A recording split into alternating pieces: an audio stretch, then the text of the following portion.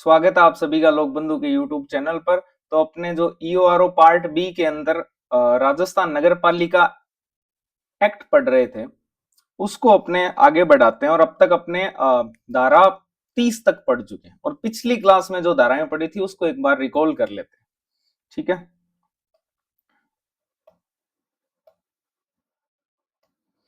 तो पिछली क्लास में अपने सबसे पहले जो धारा पढ़ी थी वो थी धारा 26। ठीक है, जो धारा 26 थी इसमें मैंने आपको बताया था 26 साल जो है विवाह योग्य उम्र होती है और उसमें मतदान का वोटिंग राइट्स आपको मिल जाते हैं। तो इसमें मतदान की रीति जो थी, नगर पालिका चुनावों के मतदान की रीति का जिक्र किया गया था, जिसमें यह बताया गया था कि मतदान जो है वो बैलेट के द्वारा होगा। इसके अलावा इसमें कोई परोक्षी मत नहीं होगा और ईवीएम का प्रयोग होगा। ठीक है, दूसरी अगली जो धारा थी इसमें 27 थी वैकेंसियों से रिलेटेड, आकस्मिक रिक्तियां अगर हो जाती है, ठीक है, उससे रिलेटेड थी। इसमें आपने बाई इलेक्शन का रूल पढ़ा था, उप निर्वाचन होगा। ठीक है, और वो जो उप निर्वाचन से निर्वाचित होगा वो शेष अवधि के लिए ही होगा। लेकिन अगर 6 महीने पहले कार्यकाल पूरा होने से 6 महीने पहले होता है कोई सदस्य का पद खाली, तो उस स्थिति में फिर जो है वो अगले चुनाव में ही वो पद भरा जाएगा। ठीक है, ये इसमें था। इसके बाद में धारा 28 अपने पढ़ी। धारा 28 में अपने पढ़ा कि अगर 28 साल की उम्र में भी शादी नहीं हो रही है तो ये क्राइम है, अपराध है। तो धारा 28 में अपने निर्वाचन अपराध के बारे में जाना था और इसमें यह जाना था कि जन प्रतिनिधित्व अधिनियम जो है उसकी कौन कौन सी धाराएं जो है वो यहां पर भी लागू होती है। ठीक है, तो इसमें अपने निर्वाचन अपराध के बारे में जाना था धारा 28 में। फिर अगर 29 साल तक भी शादी नहीं हो रही है तो ऐसी स्थिति में व्यक्ति भ्रष्ट आचरण करने लगता है। तो धारा 29 के अंदर जो है वो है भ्रष्ट आचरण। इसमें आपको बहुत सारे भ्रष्ट आचरण मैंने बताए थे, रिश्वत लेना हो गया, ठीक है, असम्यक असर डालना, अनड्यू इन्फ्लुएंस करना, और ऐसे करके टोटल 9 शायद भ्रष्ट आचरण जो है वो बताए गए थे इस धारा के अंदर। ठीक है, फिर अपने लास्ट में कल धारा 30 पढ़ी थी और बताया था कि अब कोर्ट जो है उसका रास्ता खटखटाना पड़ेगा। लेकिन ये बताया था मैंने कि जो नगर पालिका के चुनाव होते हैं उनके अंदर सिविल कोर्ट जो होता है, सिविल कोर्ट की जो अधिकारिता है वो वर्जित की गई है। सिविल कोर्ट की अधिकारिता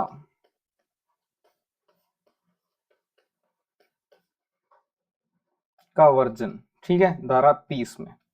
सिविल कोर्ट जो है वो कुछ मामले हैं जैसे कि वार्डों का परिसीमन हो गया, इसके अलावा आपके वार्डों का परिसीमन हो गया और निर्वाचन संबंधी मामले हो गए, ठीक है, और मतदाता सूची तैयार करने संबंधी मामले हो गए। तो ऐसे जो मामले हैं उनके अंदर सिविल कोर्ट जो है वो प्रश्न नहीं कर सकता और ना ही कोई डिसीजन दे सकता है। यहां तक अपने पढ़ चुके थे कल। अब जब धारा 30 पढ़ी थी तब अपने एक चीज जानी थी कि इसमें सिविल कोड जो है नगर पालिका के चुनावों में कोई इन्फ्लुएंस नहीं कर सकता। लेकिन सिर्फ एक ही तरीका है, एकमात्र तरीका है जिससे आप इसमें जो है इन्फ्लुएंस किया जा सकता है और वो है धारा 31 में वर्णित। तो अब आज की क्लास में अपने धारा 31 से लेकर धारा 38 तक पढ़ने वाले हैं और इनके अंदर क्या क्या है वो अपने एक एक करके पढ़ने वाले हैं। धारा 31 जो है उसमें यह बताया गया है कि किस प्रकार से आप निर्वाचन याचिका जो है वो दायर कर सकते हो। निर्वाचन याचिका से संबंधित पूरा का पूरा ये धारा है और इसमें निर्वाचन याचिका के विस्तृत प्रावधान जो है वो बताए गए हैं। ठीक है, कि निर्वाचन याचिका कैसे दायर की जाएगी, किसके समक्ष दायर की जाएगी, समय अवधि क्या है, ये सारे प्रोविजन आपको धारा 31 में देखने को मिलेंगे। ठीक है, तो अपने पहले धारा 31 से स्टार्ट करते हैं। हाँ, तो जो धारा 31 है इसमें बताया गया है निर्वाचन याचिका या फिर इलेक्शन पिटीशन के बारे में। इसके लिए आपको धारा 30 का ज्ञान होना बहुत जरूरी है। धारा 30 में आपको बताया गया था कि जो वार्डों का परिसीमन है यानी डिलिमिटेशन ऑफ वार्ड्स है या फिर वार्डों के स्थानों का आवंटन करना हो गया, एलोकेशन ऑफ सीट्स हो गया, या फिर निर्वाचक नामावली तैयार करना हो गया जैसे प्रिपरेशन ऑफ इलेक्टोरल रोल्स। इसके अलावा निर्वाचन का संचालन जो है, निर्वाचन का संचालन करना, ये जो मामले हैं इन मामलों के अंदर जो है आपका जो कोर्ट है वो इंटरफेरेंस नहीं कर सकता। कोई भी सिविल कोर्ट है वो आपका ना तो प्रश्न उठा सकता है ना ही उसको निर्णय देने का इसमें कोई अधिकार होगा। तो क्या पूरी तरह से ही कोर्ट के रास्ते बंद है क्या इस मामले में, निर्वाचन में? नहीं, एक ही तरीका है, और वो एकमात्र तरीका क्या है? वो है आपके निर्वाचन याचिका। ठीक है, निर्वाचन याचिका के माध्यम से आप जो है नगर पालिका के निर्वाचन को चुनौती दे सकते हो। तो अगर आपसे ये पूछ ले कि निर्वाचन याचिका जो है इसका जिक्र किन धाराओं में किया गया है, तो धारा 30 में भी इसका जिक्र है, और धारा 31 में तो विस्तृत विवरण है ही। तो धारा 30 में भी है, इसका ध्यान रखना। अब आते हैं धारा 31 में, पूरी की पूरी डिटेल जो है निर्वाचन याचिका से रिलेटेड अपने को पढ़नी है। ठीक है, तो पहले तो अपने देख लेते हैं कि याचिका किसके समक्ष और कहां जो है वो दायर की जाएगी। याचिका का सिंपल सा मीनिंग है, जैसे अभी एसआई वाले जो अभ्यर्थी थे उन्होंने याचिका दायर की थी कि जिन्होंने फॉर्म भर रखे हैं उनको एटलीस्ट एग्जाम में बैठने की अनुमति दी जाए। तो इसी प्रकार से निर्वाचन याचिका है। अपने पहले देखेंगे कि निर्वाचन याचिका दायर करने के मुख्य आधार क्या है। ठीक है, निर्वाचन याचिका किन आधारों पर जो है वो दायर की जा सकती है, पहले तो ये आधार देख लेते हैं। पहले तो अगर कोई निर्वाचित उम्मीदवार चुनाव की तारीख को अर्हित नहीं था, या मान लो वो निर्हित था यानी डिस्क्वालीफाइड था। आगे अपने एक धारा पढ़ेंगे जिसके अंदर जो नगर पालिका सदस्य है उनकी निर्हरताओं का वर्णन किया गया है, डिस्क्वालिफिकेशन का वर्णन किया गया है कि अगर इनमें से कोई एक डिस्क्वालिफिकेशन होती है तो वो चुनाव लड़ने के लिए योग्य नहीं होगा। तो अगर किसी को लगता है कि निर्वाचित जो उम्मीदवार था वो चुनाव की तारीख को क्वालिफाइड ही नहीं था, या फिर मान लो वो डिसक्वालिफाइड था, तो ऐसी स्थिति में जो है निर्वाचन याचिका दायर की जा सकती है। तो पहले अपने निर्वाचन याचिका जो है उसको दायर करने के आधार पढ़ रहे हैं, किसके समक्ष की जाएगी वो सब बाद की बातें हैं। पहले अपने आधार देख लेते हैं कि किन आधारों पर इसको जारी किया जा सकता है। पहला तो है निर्योग्यता, निर्हरता। अगर कोई निर्हर है चुनाव की तारीख के दिन, तो ऐसी स्थिति में, और उसका निर्वाचन करवा लिया गया, तो ऐसी स्थिति में निर्वाचन याचिका दायर की जा सकती है। नहीं भी करवाया गया तो भी ठीक है। अब इसमें दूसरा ये है कि जो उम्मीदवार है या उसका जो इलेक्शन एजेंट है उसके द्वारा धारा 29 के तहत भ्रष्ट आचरण किया गया हो। दूसरा आधार क्या है निर्वाचन याचिका दायर करने का, कि जो उम्मीदवार है ना, या उसका जो इलेक्शन एजेंट है, उन्होंने धारा 29 के तहत कोई भ्रष्ट आचरण किया है, करप्ट प्रैक्टिस। धारा 29 में मैंने आपको बहुत सारे भ्रष्ट आचरण बताए थे, जैसे कि आपको ऊपर देखने को मिल जाएंगे, ये धारा 29 थी। ठीक है, इसमें भ्रष्ट आचरण बताए गए थे, रिश्वत, ठीक है, इसके बाद में अनड्यू इन्फ्लुएंस, असम्यक असर डालना, इस प्रकार से जाति धर्म और भाषा का दुरुपयोग करना, नफरत फैलाना, सती प्रथा का गौरव गान करना, झूठे तथ्य का प्रकाशन करना या मिथ्या कथन, मतदाताओं को मुफ्त वाहन सुविधा देना, ये सब भ्रष्ट आचरण में शामिल थे धारा 29 के तहत। अनधिकृत व्यय करना, अनऑथोराइज्ड एक्सपेंसेस करना, सरकारी कर्मचारियों की सहायता लेना। ठीक है, तो ये सारे आपके निर्वाचन भ्रष्ट आचरण आपको बताए गए थे। ठीक है, और अगर कोई भी उम्मीदवार या उसका जो इलेक्शन एजेंट है वो इनमें से कोई एक जो है आचरण करता है या भ्रष्ट आचरण करता है, तो ऐसी स्थिति में भी अपने निर्वाचन याचिका दायर कर सकते हैं। तो दूसरा इसका हो गया भ्रष्ट आचरण। दूसरा आधार क्या है? दूसरा आधार है भ्रष्ट आचरण। तो ये भी आप साथ साथ नोट्स बनाते रहो। ठीक है, वैसे तो आपको जो सिंप्लीफाइड नोट्स है वो मिले ही हैं, उनसे आपका सारा काम हो जाएगा, लेकिन साथ साथ कुछ लिखते रहो ताकि चीजें याद होती रहे। ठीक है, भ्रष्ट आचरण दूसरा इसका आधार है, जो कि धारा आपके 29 में दिया हुआ है। पहला आधार तो निर्हरता है, दूसरा है भ्रष्ट आचरण। इसके बाद में तीसरा आधार इसमें है कि कोई भी नामांकन या नॉमिनेशन जो है वो अनुचित रूप से खारिज कर दिया गया हो, इम्प्रॉपर वे में उसको रिजेक्ट कर दिया गया है, मतलब उसको रिजेक्ट करने का तरीका सही नहीं है, उसको जो है गलत तरीके से उसका रिजेक्शन किया गया है, तो ऐसी स्थिति में भी जो है निर्वाचन याचिका दायर की जा सकती है। ठीक है,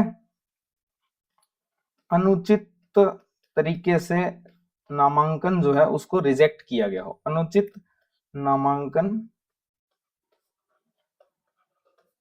ठीक है ना, अनुचित तरीके से जो है नामांकन को खारिज कर दिया गया हो। अनुचित नामांकन खारिज। तो ये इसका तीसरा आधार है कि अगर ऐसा कुछ होता है तो भी आप निर्वाचन याचिका दायर कर सकते हो। जो नामांकन है उसको अगर अनुचित तरीके से खारिज कर दिया गया है, उसका उचित तरीके से उसको खारिज नहीं किया गया है, तो ऐसी स्थिति में भी निर्वाचन याचिका दायर की जा सकती है। फिर इसमें कुछ तात्विक भी हैं, जैसे कि चुनाव परिणाम तात्विक रूप से प्रभावित हुआ हो, ठीक है, तात्विक कारक भी हैं। अगर चुनाव परिणाम जो है वो तात्विक कारणों से भी प्रभावित हुआ है तो भी आप निर्वाचन याचिका दायर कर सकते हो, ठीक है। अगर चुनाव जो है वो तात्विक कारणों से प्रभावित हुआ है तब भी आप निर्वाचन याचिका दायर कर सकते हो। अब आप यानी कि मटीरियली अगर वो इफेक्ट हुआ है तो, ठीक है।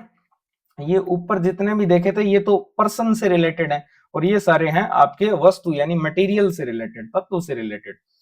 अब तात्विक रूप से प्रभावित कैसे होता है नामांकन निर्वाचन, तो इसमें पहला आता है कि नामांकन जो है उसको अनुचित रूप से स्वीकार किया गया हो। नामांकन जो है उसको जो एक्सेप्ट किया गया है वो अनुचित तरीके से किया गया है। ऊपर बताया गया रिजेक्ट गलत तरीके से किया गया है, और उसको स्वीकार भी अगर गलत तरीके से किया गया है, उसमें भी कोई हेर फेर की गई है, तो भी ऐसी स्थिति में भी वो तात्विक रूप से प्रभावित ही माना जाएगा और इस स्थिति में भी निर्वाचन याचिका दायर की जा सकती है।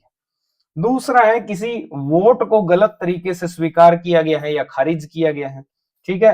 एक तो नामांकन, आप यहां लिख सकते हो तात्विक जो कारक है, इन तात्विक कारकों में क्या क्या आते हैं। एक तो इसमें आता है कि नामांकन जो है, एक तो इसमें आता है कि जो नामांकन है वो गलत तरीके से, दूसरा इसमें वोट जो है उसको नामांकन को गलत तरीके से खारिज किया गया है या स्वीकार किया गया है, खारिज किया गया है या स्वीकार किया गया है। उसी प्रकार से कोई मत है उसको भी गलत तरीके से ही खारिज किया गया है या स्वीकार किया गया है, तो उस स्थिति में भी आप निर्वाचन याचिका दायर कर सकते हो। तीसरा इसमें आता है कि अधिनियम या नियमों का पालन जो है वो नहीं किया गया है, ठीक है। जो आपके नगर पालिका एक्ट है या फिर आपके जो निर्वाचन नियम है, ठीक है, निर्वाचन जो नियम जो आप जिसको आचार संहिता बोलते हो आप, अगर या इसके अलावा और भी निर्वाचन नियम है, अगर आप नगर पालिका जो आपका विभाग है स्थानीय स्वशासन विभाग उसकी साइट पर जाओगे तो निर्वाचन नियम आपको मिल जाएंगे। इसके अलावा स्टेट इलेक्शन कमीशन की साइट पर भी निर्वाचन नियम दिए हुए हैं। तो अगर इन निर्वाचन नियमों या फिर नगर पालिका जो अधिनियम है इसका प्रयोग नहीं किया गया है, इसका उल्लंघन किया गया है, तो वो भी तात्विक कारक में ही शामिल है और ऐसी स्थिति में भी निर्वाचन याचिका दायर की जा सकती है, ठीक है। इसके बाद एक और कारण इसमें बचता है और वो है याचिकाकर्ता को वास्तव में वैध मतों का बहुमत मिला था, ठीक है। एक कारण और भी है कि उसको वैलिड वोट्स जो है वो मिले थे और वो सही तरीके से नहीं हुआ, ठीक है। जो पिटिशनर था उसको वास्तव में जो है वो वैलिड वोट्स जो है उनका बहुमत मिला था। तो इसमें एक और लिख सकते हो आप आधार में, आधार ही है ये तात्विक कारण थे और एक आधार और है कि जो याचिका करता है उसको जो है वैलिड वोट्स का बहुमत मिला था, वैध मतों का बहुमत मिला था, तो उस स्थिति में भी वो पिटिशन जो है वो दायर कर सकता है। अगर याचिकाकर्ता जो है उसको वैलिड वोट्स का बहुमत मिला हुआ है तो उस स्थिति में भी वो निर्वाचन याचिका दायर कर सकता है, ठीक है। तो ये इतने सारे आधार हैं निर्वाचन याचिका को दायर करने के। किन मामलों में की जा सकती है वो यहां पर बताया गया है, ठीक है। एक तो कोई सदस्य है वो निर्हर हो गया है, वो क्वालिफाइड ही नहीं है। दूसरा उसने कोई भ्रष्ट आचरण कर दिया उसने या फिर उसके कोई इलेक्शन एजेंट ने धारा 29 के तहत जो वर्णित भ्रष्ट आचरण है वो अगर किया है तो भी निर्वाचन याचिका दायर की जा सकती है। तीसरा है उसका जो नामांकन है उसको अनुचित तरीके से खारिज किया गया है।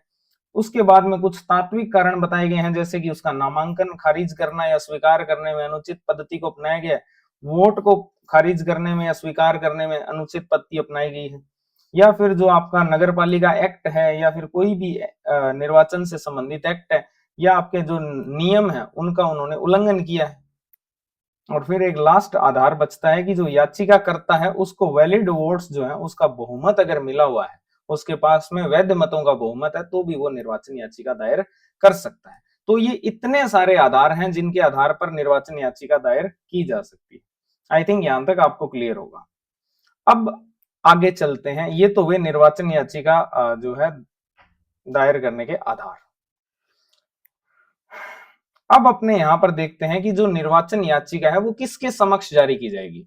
ठीक है, जैसे आप रिट लगाते हो, बोलते हैं ना हाई कोर्ट में रिट लगा दी, सुप्रीम कोर्ट में रिट लगा दी, डिस्ट्रिक्ट कोर्ट में रिट। तो ये जो निर्वाचन याचिका है ये कहां दायर की जा सकती है? तो ये निर्वाचन याचिका दायर की जाती है जो भी नगर पालिका क्षेत्र है उस पर आधिकारिकता रखने वाले जिला न्यायाधीश के समक्ष। ठीक है, जैसे कोई भी जैसे मान लो जयपुर नगर निगम का चुनाव था, उसके लिए आपको निर्वाचन याचिका लगानी है, तो फिर वो निर्वाचन याचिका आप कहां लगाओगे? क्या आप वो हाई कोर्ट में लगा सकते हो? बिल्कुल नहीं। वो क्या सुप्रीम कोर्ट में? बिल्कुल नहीं। जब हाई कोर्ट में नहीं लगा सकते, सुप्रीम कोर्ट में कैसे लगाओगे? ठीक है, तो वो निर्वाचन याचिका कहां लगाई जाएगी? उस नगर पालिका क्षेत्र पर जो भी आधिकारिकता रखने वाला जिला न्यायाधीश है। ठीक है, तो जयपुर नगर निगम के ऊपर जो भी आधिकारिकता रखने वाला जिला न्यायाधीश होगा उसके समक्ष जो है वो आपके निर्वाचन याचिका लगाई जाएगी। यानी कि निर्वाचन याचिका जो है वो डिस्ट्रिक्ट कोर्ट में लगाई जाएगी। ठीक है, निर्वाचन याचिका कहां लगाई जाएगी? डिस्ट्रिक्ट कोर्ट के समक्ष। तो ये सिंपल सा प्रोविजन है किसके समक्ष। निर्वाचन याचिका दायर करने के आधार मैंने सारे बता दिए। अब यहां सवाल उठता है कि निर्वाचन याचिका किसके समक्ष लगाई जाएगी?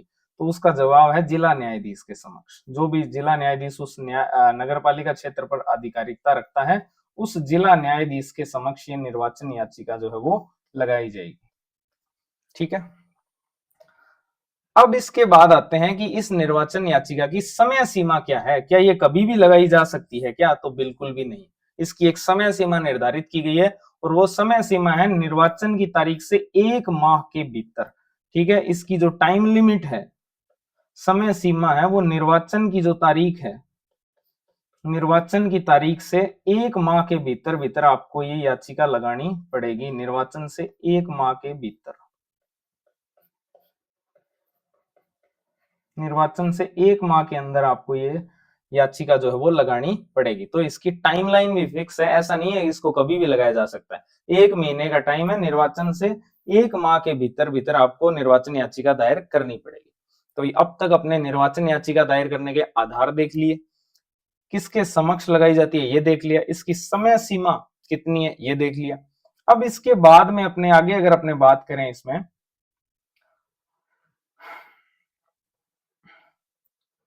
तो जो निर्वाचन याचिका है इसकी प्रक्रिया, ठीक है, इसकी प्रक्रिया को जानते हैं। तो निर्वाचन याचिका जो है इसकी प्रक्रिया क्या है? तो प्रक्रिया इसकी सिंपल है। ये जितने भी प्रोविजन मैंने ऊपर आपको जितने भी प्रोविजन पढ़ाए हैं वो आपको धारा 31(1) में देखने को मिलेंगे। ये सारे के सारे प्रोविजन, आधार, उसकी समय सीमा, ठीक है, आधार, उसकी समय सीमा, ये सारे के सारे प्रोविजन धारा 31(1) के हैं। आधार हो गया, उसकी समय सीमा हो गई, किसके समक्ष वो जारी की जाएगी, वो सारे धारा 31(1) में दिए हुए हैं। और उसकी जो प्रक्रिया है वो धारा 31(2) में दी हुई है। धारा 31(2) में ये प्रक्रिया दी हुई है। मैंने आपको कल बताया था उपधाराएं आपको याद नहीं करनी है, आपको सिर्फ धारा और उसका शीर्षक पता होना चाहिए और उपधाराओं की विषय वस्तु पता होनी चाहिए, आपका काम इजीली हो जाएगा। ठीक है, और संशोधनों पर इतना माथापच्ची मत। कुछ लोग कमेंट सेक्शन में बार बार समझाने के बाद भी अपडेट करके पढ़ाओ, अपडेट करके पढ़ाओ। तो मैंने आपको सिंपल बोला है, संशोधन आपको एक अलग क्लास में करवा दिए जाएंगे और संशोधन के लिए भी मूल अधिनियम आना चाहिए। और प्रश्न ऐसे भी पूछे जाते हैं कि वर्तमान में तो ये है लेकिन मूल अधिनियम में क्या था, ऐसे भी प्रश्न आते हैं। तो आपको डायरेक्ट अपडेट करके कैसे, एक ही क्लास में अलग से पढ़ा देंगे सारे संशोधन जितने भी हुए हैं अब तक, ताकि इजीली उनको मेमोराइज किया जा सके।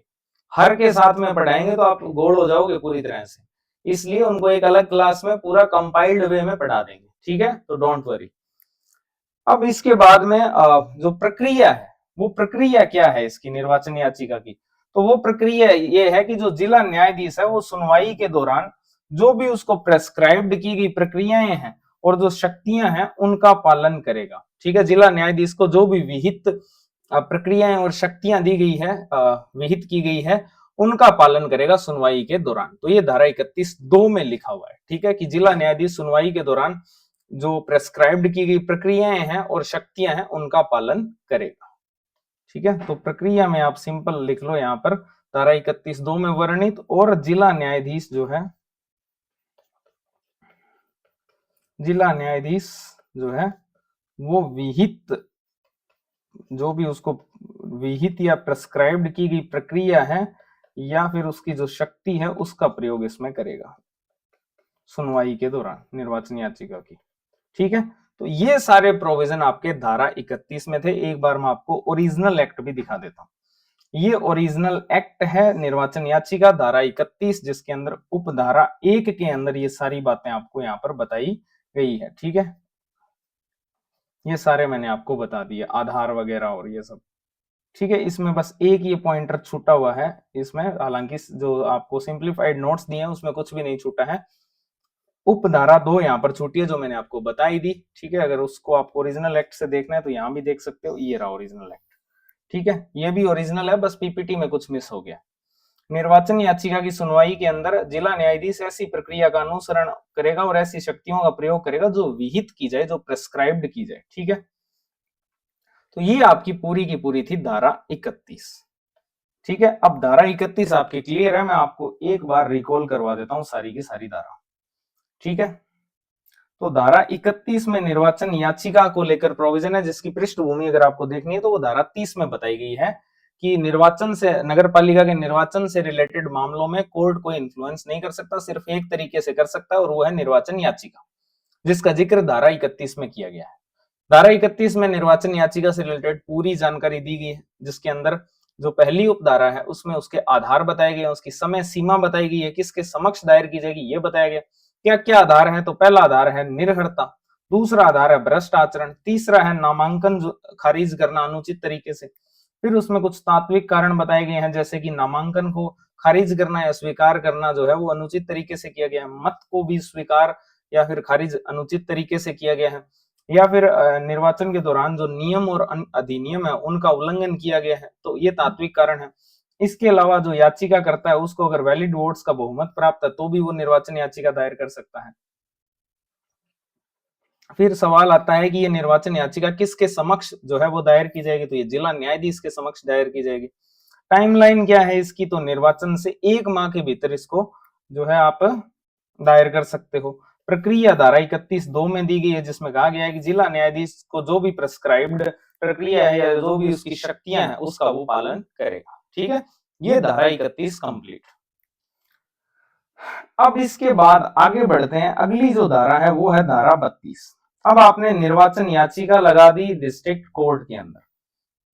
अब सवाल ये आता है कि डिस्ट्रिक्ट कोर्ट निर्णय दे दिया डिस्ट्रिक्ट कोर्ट ने, तो वही चीज कि सुप्रीम हाई कोर्ट का जो निर्णय है उसको सुप्रीम कोर्ट में चैलेंज किया जाता है, तो डिस्ट्रिक्ट कोर्ट के निर्णय को कहां चैलेंज किया जाएगा, हाई कोर्ट में। तो धारा जो 32 है उसका टाइटल है जिला न्यायाधीश के आदेशों से अपील, यानी कि जिला न्यायाधीश का जो आदेश होगा उसके विरुद्ध अपील कहां की जाएगी। तो इसका जो टाइटल है वो है जिला न्यायाधीश के आदेशों से अपील, जिला न्यायाधीश के आदेशों से अपील।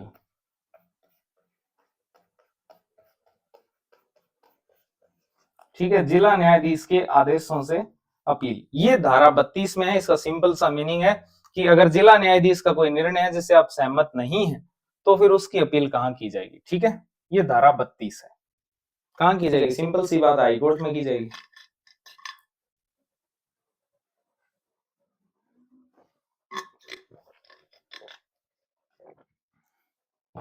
अगर आप इन चीजों को सीक्वेंस में पढ़ोगे तो आपके दिमाग पर 1% भी बर्डन नहीं आएगा कि एक्ट इतना बड़ा है या उसको याद करना है धाराओं को, कुछ भी बर्डन नहीं आएगा अगर आप सीक्वेंस में पढ़ोगे तो। और जहां नहीं समझ आ रहा वहां ट्रिक बना सकते हो। ठीक है, ध्यान नीड ही नहीं है ट्रिक बनाने की, सिंपल एक सीक्वेंस चल रहा है कि आपने याचिका लगाई, उस पर कोर्ट ने निर्णय दिया, उसके खिलाफ अपने कहां जा सकते हैं। ठीक है, तो धारा 32 में आपके जिला न्यायाधीश के आदेशों से अपील, यानी appeals from order of district जज। सबसे पहला सवाल तो यही है कि अपील कहां करेंगे भाई, अगर डिस्ट्रिक्ट कोर्ट के निर्णय की अपील करनी है तो वो की जाएगी आपके उच्च न्यायालय में। ठीक है, हाई कोर्ट के अंदर, यानी जिला न्यायाधीश के आदेश के खिलाफ अपील कहां की जाएगी, हाई कोर्ट में। तो पहला सवाल जो है वो ये है कि किसके समक्ष होगी ये अपील, डिस्ट्रिक्ट कोर्ट की, ये होगी हाई कोर्ट के समक्ष। ठीक है, किसके समक्ष? तो हाई कोर्ट के समक्ष। फिर इस अपील की समय सीमा क्या है? इस अपील की जो समय सीमा है, टाइमलाइन भी तो निर्धारित है, उसमें टाइमलाइन बताया था निर्वाचन याचिका दायर करने की। ध्यान रखना, निर्वाचन याचिका दायर करने वाली जो समय सीमा है उससे रिलेटेड प्रश्न इवेल्युएशन ऑफिसर में आ रखा है। आपके 2020 में पेपर हुआ था इवेल्युएशन ऑफिसर का, उसमें वो प्रश्न पूछा गया था और उसमें एग्जैक्ट धारा पूछी गई थी, किस धारा के अंदर है, धारा 31 में।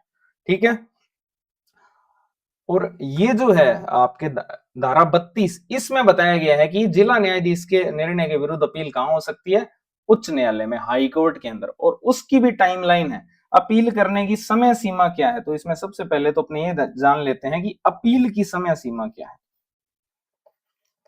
अपील की समय सीमा, जो अपील करने की समय सीमा है वो डिस्ट्रिक्ट कोर्ट का जो निर्णय आया है जिस दिन, उस आदेश की तारीख से 30 दिन के भीतर, ठीक है, डिस्ट्रिक्ट कोर्ट के आदेश की तारीख से, डिस्ट्रिक्ट कोर्ट का जो आदेश आया है उसकी तारीख से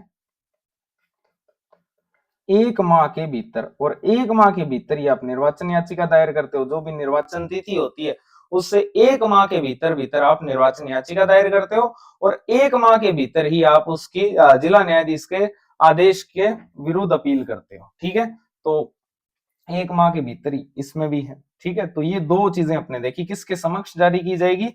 हाईकोर्ट के, और समय सीमा कितनी है? तो वही सेम 1 माह। आदेश जो भी दिया डिस्ट्रिक्ट कोर्ट ने उस आदेश की तिथि से लेकर 1 माह। अब इसमें एक विशेष छूट भी दी गई है, ध्यान रखना, इसमें एक विशेष छूट भी दी गई है, और वो विशेष छूट क्या है कि यदि मान लो हाईकोर्ट जो है वो संतुष्ट हो जाता है कि देरी जो है वो हुई है, मान लो अगर आपने, इसको आप ऐसे समझो कि जो अपील दायर करनी थी, आपने निर्वाचन याचिका दायर की डिस्ट्रिक्ट कोर्ट में, ठीक है, आपने डिस्ट्रिक्ट कोर्ट में निर्वाचन याचिका दायर की, आप उससे सहमत नहीं हुए जो डिस्ट्रिक्ट कोर्ट का निर्णय था, तो आप चले गए हाई कोर्ट के अंदर। ठीक है, हाई कोर्ट के अंदर रूल ये कहता है कि आप यहां भी आपको 30 दिन के अंदर जारी करनी थी, इसमें कोई छूट नहीं है, ध्यान रखना, ये 30 दिन के अंदर अंदर करनी पड़ेगी। लेकिन और यहां भी यही रूल है कि डिस्ट्रिक्ट कोर्ट के अगर आपको आदेश के विरुद्ध अपील करनी है तो वहां पर भी आपको 30 दिन के भीतर करना है। लेकिन मान लेते हैं कि यहाँ प्रोसेस में आप टाइम ले लिया आपने, ठीक है, इसमें आपको 30 दिन से ज्यादा का टाइम हो गया, किसी कंडीशन में आपको 30 दिन से ज्यादा का समय लग गया, तो ऐसी स्थिति में अगर हाईकोर्ट को ये लगता है कि ये जो देरी हुई है 30 दिन से ज्यादा वाली, इस देरी का कोई पर्याप्त कारण आपके पास में है, ऐसा कोर्ट को लगना चाहिए, आपको नहीं लगना चाहिए। अगर इस देरी का पर्याप्त कारण हाईकोर्ट को लगता है तो ऐसी स्थिति में वो यहां पर विशेष छूट भी दे सकता है, इस अवधि में वो विशेष छूट जो है वो दे सकता है, और जो याचिका है उसको स्वीकार कर सकता है। ठीक है, यदि हाईकोर्ट संतुष्ट हो कि देरी का पर्याप्त कारण था तो 30 दिन के बाद भी अपील जो है वो जारी स्वीकार जो है वो की जा सकती है हाईकोर्ट के द्वारा। सिंपल सा रूल है, मैंने आपको सिंपल समझाया। आप जो है निर्वाचन की जो तिथि थी उसे 30 दिन के भीतर डिस्ट्रिक्ट कोर्ट में याचिका दायर करते हो। ठीक है, ये अनिवार्य प्रावधान है, 30 दिन के अंदर ही करना पड़ेगा। लेकिन डिस्ट्रिक्ट कोर्ट के निर्णय के विरुद्ध जो आप अपील करते हो हाई कोर्ट के अंदर, उसके लिए भी 30 दिन की ही अवधि बताई गई है उस आदेश से। लेकिन इसमें अगर आपको देरी हो जाती है तो क्या 30 दिन के बाद भी अपील को स्वीकार किया जा सकता है? क्या किया जा सकता है, लेकिन हाईकोर्ट को यह लगना चाहिए कि इस देरी का कोई पर्याप्त कारण था। ठीक है, तो ये प्रोविजन है। अब आते हैं कि स्टे ऑर्डर, ठीक है, आदेश पर रोक कैसे लगाई जाएगी? अगर हाईकोर्ट को ये लगता है कि जो डिस्ट्रिक्ट कोर्ट का निर्णय है वो सही नहीं था, तो उस पर किस प्रकार से रोक लगा सकता है हाईकोर्ट? स्टे लगा सकता है, स्टे ऑफ ऑर्डर। ठीक है, स्टे ऑफ ऑर्डर की अगर अपने बात करें यहां पर, स्टे ऑर्डर, आदेश पर रोक किस प्रकार से लगाई जा सकती है? स्टे ऑर्डर, क्या हाईकोर्ट से स्टे ऑर्डर ले लिया है ना, इसका मीनिंग क्या होता है? उस निर्णय के विरुद्ध यदि चुनाव जो है उसको शून्य घोषित करने वाले आदेश के खिलाफ अपील की जाती है तो हाईकोर्ट पर्याप्त कारण होने पर उस आदेश के लागू होने पर रोक लगा सकता है। सिंपल है कि चुनाव जो है उसको शून्य करना है, यानी कि उसको रद्द करना है, निरसित करना है। ठीक है, तो उस स्थिति में अगर अपील की गई है तो हाईकोर्ट जो है उसको स्टे लगा सकता है, उस पर रोक लगा सकता है, उस आदेश पर, डिस्ट्रिक्ट कोर्ट के। ठीक है, ये बहुत सिंपल सा प्रोविजन, आप सब जानते हो कि हाईकोर्ट से स्टे ले ली, इसका मीनिंग है हाईकोर्ट ने उस पर रोक लगा दी, उस आदेश पर। ठीक है, फिर इसके बाद में आता है इसका त्वरित निस्तारण, यानी फास्ट ट्रैक रेजोल्यूशन। ठीक है, जो अपील है, अब आपने एक चीज यहां पर नोटिस की होगी कि ये जो अपील की गई है इसकी भी तो कोई समय सीमा होगी कि इसका निस्तारण कितने दिन में कर दोगे आप। अपील जो है इसका निस्तारण कितने दिन में कर देंगे। जो अपील आपने की थी डिस्ट्रिक्ट कोर्ट के आदेश के विरुद्ध हाई कोर्ट में, उसका निस्तारण कितने दिन में किया जाएगा? क्या ये इस एक्ट में मेंशन है इसकी समय सीमा? बिल्कुल मेंशन है, लेकिन इसमें कहा गया है कि इतने टाइम में हम प्रयास करेंगे कि कर दे। एग्जैक्टली उतने दिन में ही नहीं है, जैसे आपने सुनवाई और गारंटी एक्ट में देखा था कि प्रथम अपील और द्वितीय अपील की एक समय सीमा निर्धारित की गई है कि इतने दिनों के अंदर जो है वो सुनवाई हो जाएगी, निस्तारण हो जाएगा। ठीक है, लेकिन यहां पर जो है वो फिक्स नहीं किया गया है। यहां पर कहा गया है कि हम इतने टाइम में प्रयास करेंगे कि इसका निस्तारण हो जाए। जैसे कितने दिन में है वो? 3 माह के भीतर। अपील का फैसला यथासंभव शीघ्र ही किया जाएगा। वैसे तो कोशिश की जाएगी कि जो अपील है उसका त्वरित निस्तारण हो। अपील दाखिल होने की तारीख से लेकर 3 माह के भीतर अंतिम फैसला करने का प्रयास किया जाएगा। इन वर्ड्स को ध्यान से समझना, प्रयास किया जाएगा। समय सीमा 3 माह है अपील निस्तारण की। जिस दिन अपील की गई है उस अपील की तिथि से 3 माह के भीतर भीतर इसका निस्तारण करने का जो है वो प्रयास किया जाएगा। ठीक है, तो ये इसकी समय सीमा बताई गई है अपील के निस्तारण। ये इतने सारे जो प्रोविजंस थे आपके इसके अंदर दिए हुए हैं धारा 32 में। एक बार मैं आपको वापस समझा देता हूं धारा 32 सिंपल। देखो धारा 32 में क्या क्या प्रोविजन है। धारा 32 में बस यही प्रोविजन है कि अगर आपको निर्वाचन याचिका है वो तो आप डिस्ट्रिक्ट कोर्ट के समक्ष लगा सकते हो, और फिर डिस्ट्रिक्ट कोर्ट का जो आदेश होगा उस पर फिर अगर आपको असहमति होती है तो उस स्थिति में आप कहां अपील कर सकते हो, तो वो धारा 32 में बताया गया है। और धारा 32 में यह बताया गया है कि ये जो अपील है ये हाईकोर्ट के समक्ष की जा सकती है, और इस अपील की समय सीमा भी निर्धारित है। जिस तिथि को डिस्ट्रिक्ट कोर्ट ने आदेश जारी किया है उस तिथि से लेकर 1 माह के भीतर आपको ये अपील करनी होगी। और क्या इसके अंदर कोई विशेष छूट दी गई है क्या? तो बिल्कुल दी गई है। इसमें अगर हाईकोर्ट को ये लगता है कि अगर आपने 30 दिन से ज्यादा का टाइम ले लिया और उस टाइम लेने का या देरी करने का कोई पर्याप्त कारण था, ऐसा कोर्ट को लगना चाहिए, तो ऐसी स्थिति में 30 दिन के बाद भी हाईकोर्ट इसको स्वीकार कर सकता है अपील को।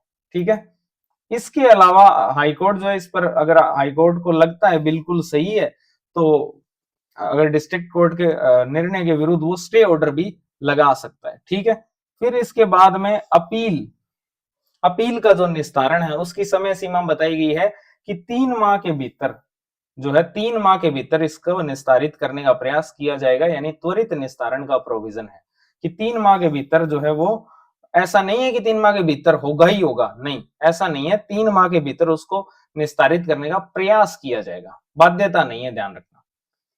ये सारे के सारे प्रोविजन आपके धारा 32 में दिए हुए हैं। तो धारा 31 पढ़ ली, धारा 32 पढ़ ली। अब आते हैं धारा 33 के ऊपर। आपने निर्वाचन याचिका लगा दी डिस्ट्रिक्ट कोर्ट में, उसके बाद आप हाई कोर्ट भी चले गए। अब आते हैं आगे धारा 33 में क्या है।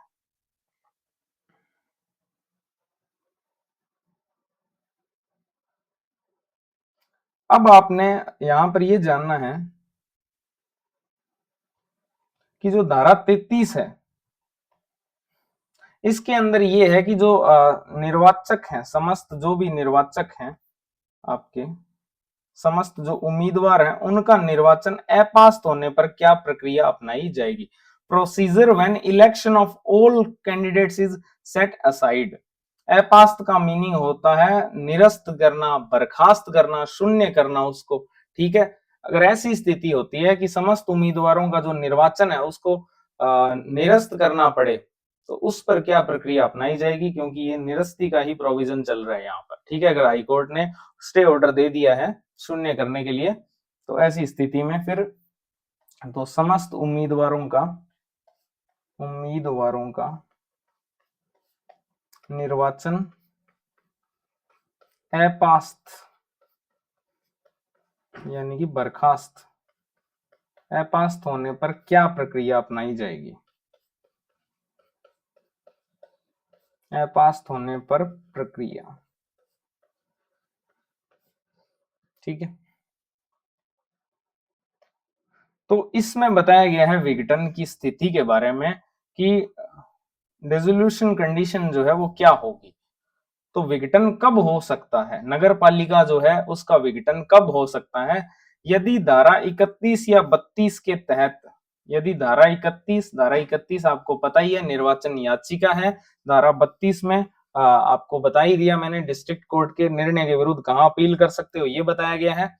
तो अगर धारा 31 और 32 के तहत सारे केसेस हो जाते हैं कि डिस्ट्रिक्ट कोर्ट ने कुछ निर्णय दिया, फिर हाई कोर्ट ने उसके विरुद्ध मान लो निर्णय दे दिया है, तो ऐसी स्थिति में अगर ऐसा होता है, तो अगर नगर पालिका के सभी सदस्यों का चुनाव जो है वो शून्य घोषित हो जाए, ठीक है, अगर नगर पालिका के सभी सदस्यों का, चाहे वो डिस्ट्रिक्ट कोर्ट कर दे चाहे वो हाई कोर्ट कर दे, ठीक है, तो इसमें पहला तो ये आता है कि निर्वाचन ही जो है वो शून्य हो गया, जो नगर पालिका का निर्वाचन था वो ही रद्द कर दिया, निर्वाचन जो है वो शून्य हो गया।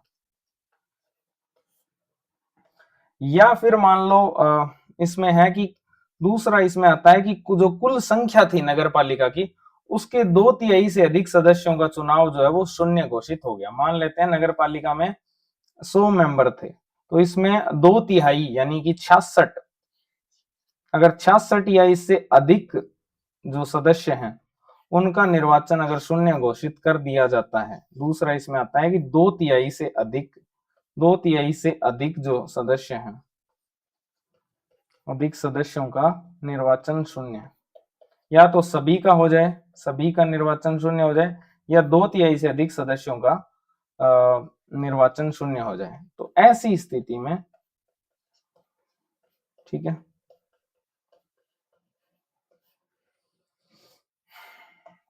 तो इसमें 2 कंडीशन बताई गई है, क्या प्रक्रिया है विघटन, तो ऐसी स्थिति में नगर पालिका जो है वो विघटित हो जाएगी। तो धारा 33 में ये बताया गया है कि नगर पालिका का विघटन किस प्रकार से हो सकता है बेसिकली। हालांकि टाइटल दिया गया है समस्त उम्मीदवारों का निर्वाचन अपास्त होने पर क्या प्रक्रिया होगी, क्योंकि और भी कुछ प्रोविजन है इसमें, केवल विघटन ही नहीं है। तो इसमें पहला तो बताया गया है विघटन की स्थिति होगी, और विघटन की स्थिति किन परिस्थितियों में होगी, या तो सारे ही कैंडिडेट्स का जो निर्वाचन है वो शून्य घोषित कर दिया जाए, या फिर जो कुल संख्या है उसके 2/3 से अधिक, 2/3 नहीं 2/3 से अधिक होगा, ध्यान रखना यहाँ पर 66 नहीं 67, 2/3 से अधिक सदस्यों का अगर चुनाव जो है वो शून्य घोषित कर दिया जाता है, या तो सभी का ही कर दे, या फिर 2/3 से अधिक सदस्यों का भी अगर निर्वाचन जो है वो शून्य घोषित हो जाता है, तो ऐसी स्थिति में जो है आपके जो नगर पालिका है वो विघटित हो जाएगी, ठीक है। और ये सब आपको बताई दिया धारा 31 और 32 के थ्रू कि इनको कौन कर सकता है शून्य घोषित।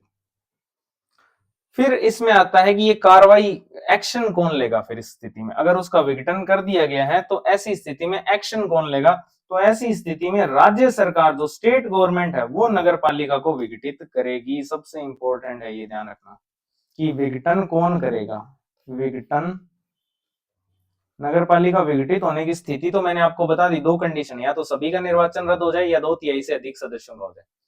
लेकिन जो नगर पालिका है उसको विघटन या विघटित कौन करेगा, विघटित कौन करेगा, क्या राज्यपाल करेगा, क्या राज्य निर्वाचन आयोग करेगा, क्या भारत निर्वाचन आयोग करेगा, नहीं, ये करेगी राज्य सरकार। तो नगर पालिका के विघटन का अधिकार किसका है, राज्य सरकार का, ठीक है। इसके अलावा एक चीज आपको और ध्यान रखनी है, इसके बाद जो है अगर विघटन हो जाता है नगर पालिका का, तो ऐसी स्थिति में जो धारा 322 है उसके प्रावधान जो है वो लागू हो जाएंगे, सिर्फ उपधारा 1 को छोड़कर। यहां पर आपको मैंने बताया कि धारा जो 322 है विघटन के बाद, विघटन के बाद जो इस एक्ट की धारा, राजस्थान नगर पालिका अधिनियम की जो धारा 322 है उसके प्रावधान जो है वो लागू हो जाएंगे। बस इसमें ध्यान रखना, धारा 322 एक के प्रावधान लागू नहीं होंगे, 322 एक के प्रावधान लागू नहीं होंगे। ये आपको आगे पढ़ाई देंगे, ठीक है। धारा 322 में इसके प्रावधान लागू नहीं होंगे, बाकी धारा 322 पूरी की पूरी लागू हो जाएगी। एक बार के लिए मैं आपको धारा 322 का चेहरा दिखा देता हूं, ठीक है, ओरिजिनल एक्ट से।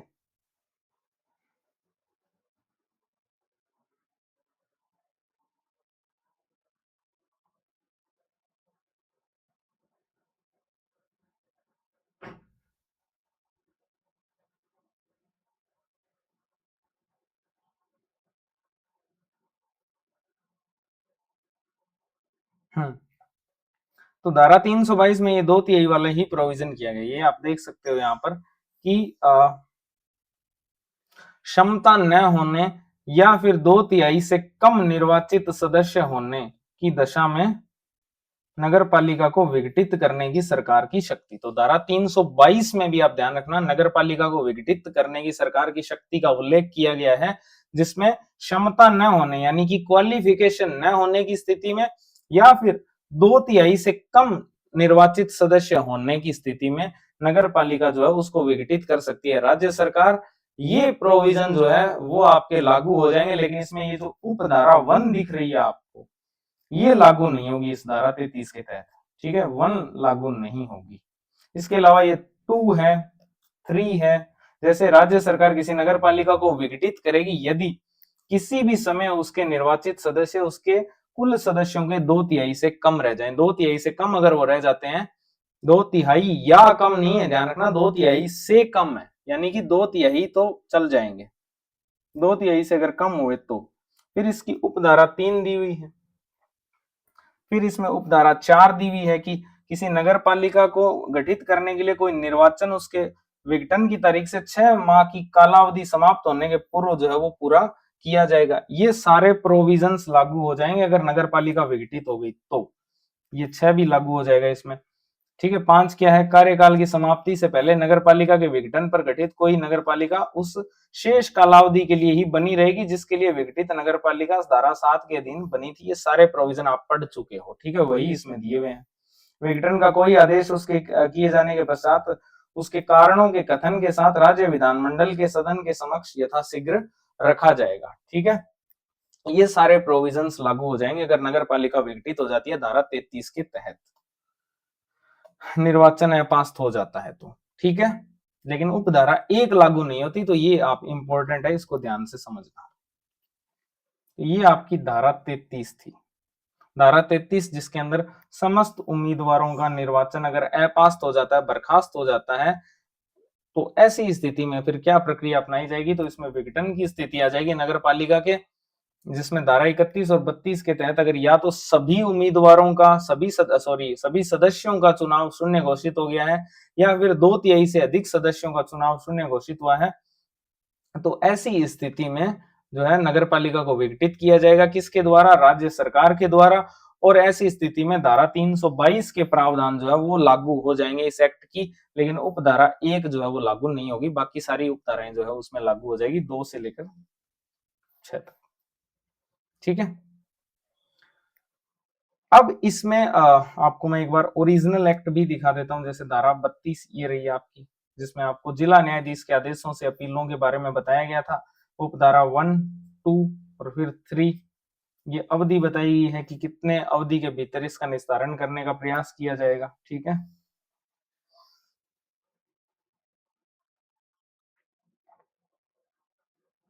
फिर ये इसकी उपधारा 4 है और ये 5, ठीक है। ये अवधि आपको त्वरित निस्तारण की बताई गई है।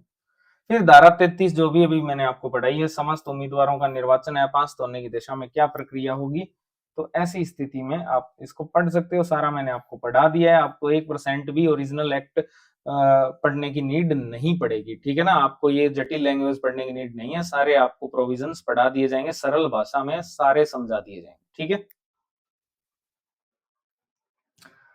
अब आगे चलते हैं, अभी तक जो चीजें अपने पढ़ी हैं उनको एक बार रिकॉल कर लेते हैं, अगर आपके लिए ज्यादा चीजें भारी हो रही है, हालांकि आपको सारी चीजें समझ आ रही है इतना मैं मान के चल रहा हूं। देखो धारा 31 में आपने निर्वाचन याचिका दायर की, कहां पर की?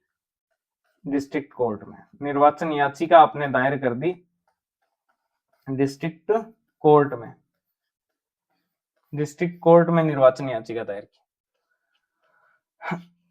फिर धारा 32 में आपने इसको हाई कोर्ट में ले गए, आप इसको, ठीक है, हाई कोर्ट में आप चले गए।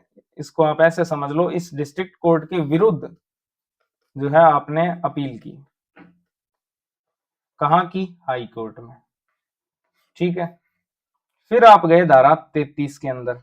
धारा 33 के अंदर ये बताया गया है कि आपने मान लो कोई याचिका दायर की थी जिसमें ये कहा गया था कि ये सारी इसमें जो भी याचिका के आधार थे उनके आधार पर आपने ये कहा कि इस निर्वाचन को शून्य घोषित कर देना चाहिए, इसको रद्द कर देना चाहिए। तो या तो उसको डिस्ट्रिक्ट कोर्ट ने ही रद्द कर दिया हो या फिर हाई कोर्ट ने रद्द कर दिया हो, किसी ने कर दिया हो।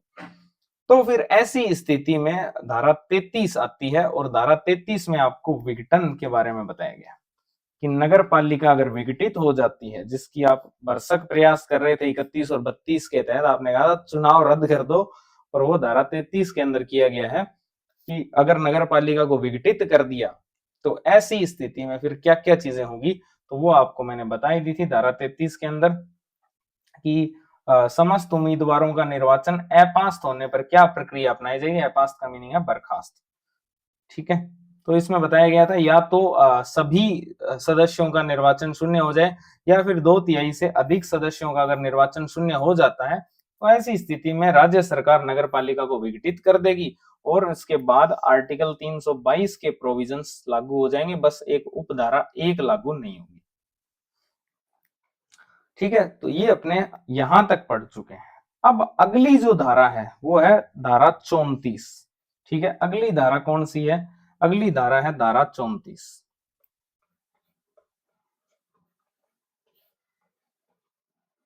समझ आ रहा है ना? तो सब्सक्राइब भी कर दो अगर किया नहीं है तो, ठीक है। धारा 34 जो है इसमें आदेशों और विनिश्चय की अंतिमता के बारे में बताया गया है बेसिकली, ठीक है। Finality of orders and decision, एक डिसीजन दिया था डिस्ट्रिक्ट कोर्ट ने, एक उसके विरुद्ध हाई कोर्ट ने भी डिसीजन दिया है। तो इनमें से अंतिम फैसला किसका होगा? क्या आप सुप्रीम कोर्ट भी जा सकते हो? अभी तक आपने डिस्ट्रिक्ट कोर्ट में याचिका दायर की, उसकी अपील हाई कोर्ट में कर ली, अब हाई कोर्ट के डिसीजन की अपील क्या आप सुप्रीम कोर्ट में भी कर सकते हो क्या? ज्यादा हिलन लग रहे होगे। तो धारा 34 में इसका प्रोविजन ये किया गया है कि आदेशों और विनिश्चय की अंतिमता के बारे में बताया गया। धारा 34 जो है इसमें बताया गया है कि आदेशों और विनिश्चय, जो भी विनिश्चय लिए हैं कोर्ट ने, जो भी ऑर्डर्स दिए हैं, तो आदेशों और विनिश्चय की अंतिमता,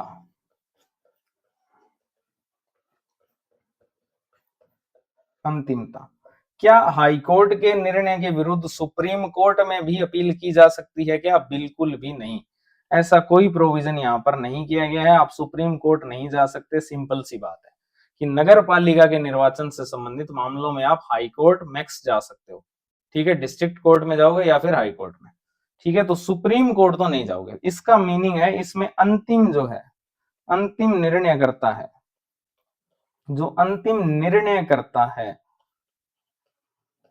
वो कौन है? वो हाई कोर्ट है। अंतिम निर्णय करता कौन है? हाई कोर्ट है, ठीक है। और हाई कोर्ट के अभाव में कौन है? डिस्ट्रिक्ट कोर्ट है। हाई कोर्ट के अभाव में अंतिम निर्णय करता कौन है? डिस्ट्रिक्ट कोर्ट है। तो ये तो बहुत सिंपल सा प्रोविजन आपको समझ आ गया कि ये जो आदेश है, आपने अब तक डिस्ट्रिक्ट कोर्ट में चले गए, हाई कोर्ट में चले गए, क्या और ऊपर जा सकते हो? नहीं, अंतिम कौन है? हाई कोर्ट है। हाई कोर्ट तक जा सकते हो आप, अगर वो नहीं है तो डिस्ट्रिक्ट कोर्ट।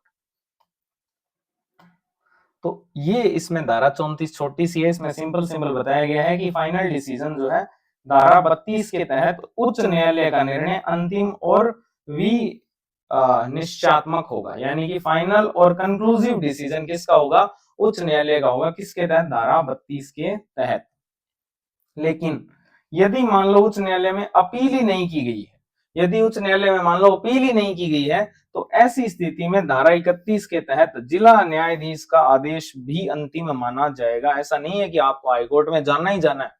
डिस्ट्रिक्ट कोर्ट अगर अपील ही नहीं की है तो ऐसी स्थिति में फिर डिस्ट्रिक्ट कोर्ट का निर्णय भी जो है वो अंतिम माना जाएगा। ठीक है, तो ये धारा 34 है, सिंपल सा है। आपको 31, 32, 33 समझा दिया था। 34 में आपको ये बताया गया है कि अंतिम निर्णयकर्ता कौन है। बेसिकली अंतिम निर्णयकर्ता, फाइनल और कंक्लूसिव डिसीजन कौन लेगा, अंतिम निर्णयकर्ता कौन है। तो अंतिम निर्णयकर्ता में बहुत सिंपल है, हाईकोर्ट अंतिम निर्णयकर्ता होगा। लेकिन अगर अपील हाईकोर्ट में की नहीं गई है तो ऐसी स्थिति में डिस्ट्रिक्ट कोर्ट भी जो है वो अंतिम निर्णय करता होगा। हाईकोर्ट का प्रोविजन धारा 32 में किया गया है और डिस्ट्रिक्ट कोर्ट वाला प्रोविजन धारा 31 में किया गया है। इजीली आप समझ सकते हो। ठीक है, ये धारा 34 थी। आगे चलते हैं धारा 35 पर। अगली धारा है धारा 35। अब धारा 35 के अंदर क्या प्रोविजन है, तो ये है आपके डिस्क्वालिफिकेशन। धारा 35 के अंदर है निर्हरताएं। अब तक आपने जो पढ़ा है उसमें आपने बार बार एक वर्ड यूज किया है कि अगर कोई डिस्क्वालीफाई हो जाता है तो ऐसी स्थिति में, मतलब कोई क्वालिफाइड नहीं है, कोई डिस्क्वालीफाइड है, तो उस आधार पर हम निर्वाचन याचिका दायर कर सकते हैं। तो सवाल ये उठता है कि ये डिस्क्वालिफिकेशन है कौन कौन सी, किन आधारों पर आप किसी को जो है निर्हर घोषित कर सकते हो। ठीक है, तो वो निर्हरताएं अपने को पढ़नी है और वो धारा 35 में दी हुई है। निर्हरताएं कहां दी हुई है, धारा 35 के अंदर। तो धारा 35 के अंदर जो है वो जो नगर पालिका सदस्य हैं उनसे रिलेटेड निर्हरताओं का जो है वो जिक्र किया गया है। कौन कौन सी निर्हरताएं हैं, तो इसमें आपके पहले तो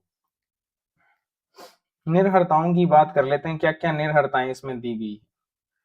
एक तो इसमें निर्हरता बताई गई है धारा 28 के तहत जो आप निर्वाचन संबंधी अपराध हैं वो इसमें निर्हरता में शामिल है। तो एक तो इसमें निर्हरताओं में अगर अपने आधारों की बात करें तो किन आधारों पर किसी भी सदस्य को निर्हर घोषित किया जा सकता है, तो बहुत ही सिंपल है, दो ही आधार हो सकते हैं।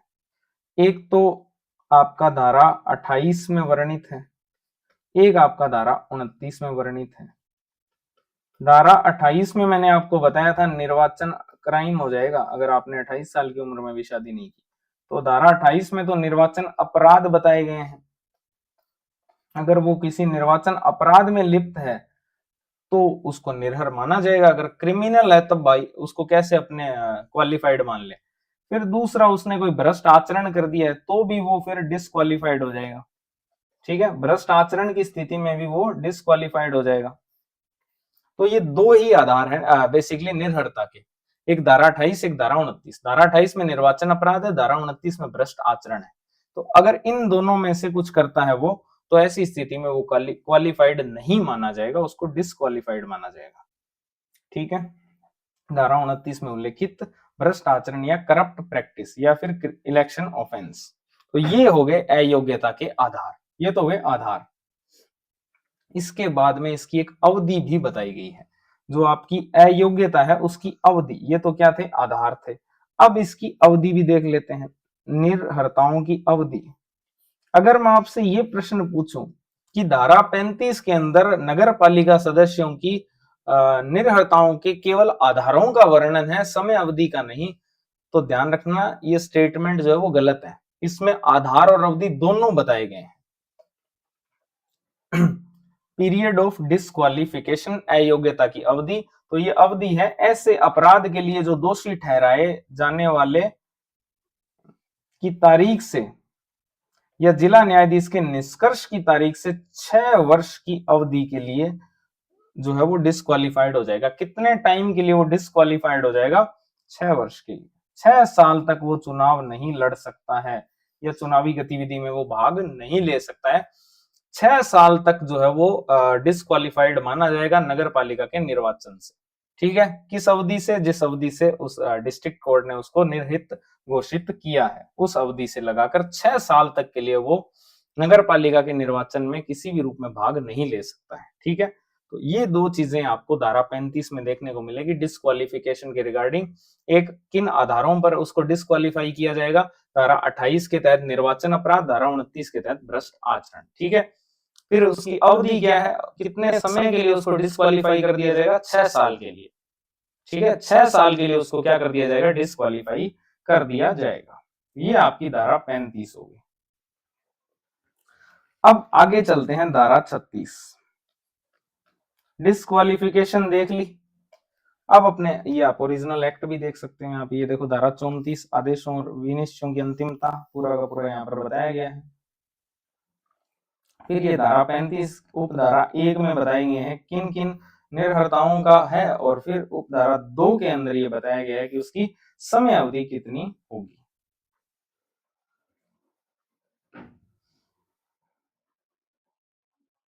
ठीक है, इसके बाद आते हैं धारा 36। धारा 36 में, धारा 35 में आपने उसको निर्हर घोषित कर दिया है। ठीक है, धारा 35 में आपने उसको क्या कर दिया है, निर्हर घोषित कर दिया है।